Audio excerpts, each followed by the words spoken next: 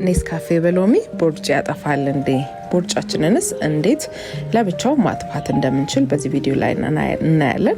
በጣም የብዙ ሰው ጥያቄ ነው ኔስካፌ በሎሚ። አሁን ላይም በጣም እንደ ልምድ ሆኗል በየቦታው። ለቦርጭ ብለው ፍረትም ጥሩ ነው የተባለ ብዙ ሰው ሲወስድም ጥያቄ ውስጥም ተጠይቄ ብዙ ጊዜ ስለማቅ ነው ስለዛ መስራት የፈለኩት ማለት ነው። እውነት ኔስካፌ በሎሚ ያከሳል እንዴ?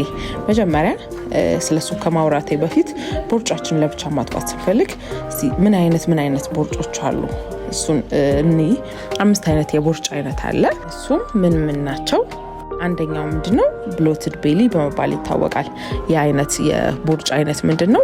የሚነፋ ማለት ነው። ጧት ላይ ብዙ ጊዜ ፍላት ይሆንብና አጋጥሞንም አብዛኞቻችን እናውቃለን።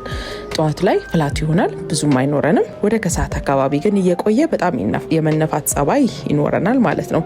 ያ ማለት አንጀታችን ውስጥ ብዙ ጋዝ ስላለ ያለመፈጨት ችግር ስለሚኖር እሱ አንዱ የቦርጭ አይነት ነው ማለት ነው። ሁለተኛው ምንድነው? አልኮል ቤሊ ነው።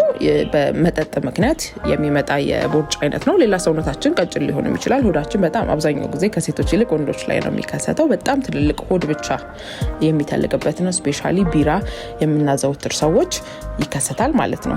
ሶስተኛው ደግሞ ሆርሞናል ቤሊ ወይም በሆርሞን መዛባት ምክንያት የሚመጣ የቦርጭ አይነት ነው።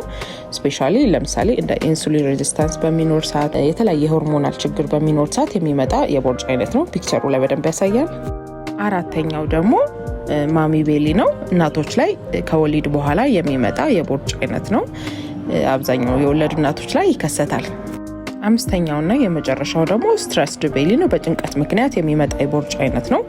እንዲሁ መጠጥም ሳንጠጣ የተለየ ወጣ ያለ ምግብ ማንመገብ ሆነን ግን ቦርጭ ለብቻ ያለን ሰዎች አለ። ያ ምክንያቱ በስትረስ ሊሆን ይችላል። አምስተኛው ስትረስ ቤሊ አይነት ነው። እንግዲህ የቦርጭ አይነቶች 5ቱ ይህንን ይመስላሉ። የአብዛኞቻችን የተለያየ ነው ብዬ አስባለሁ። እስቲ የራሳችሁ የትኛው ታይፕ እንደሆነ ኮሜንት ስራ አስቀምጡልኝ። ኔክስት ቪዲዮ ላይ ብዙ ኮሜንት ያገኘሁትን የቦርጭ አይነት ሶሉሽኑን ወይም በምን መቀነስ እንደሚችል ቪዲዮ ሰራለሁ።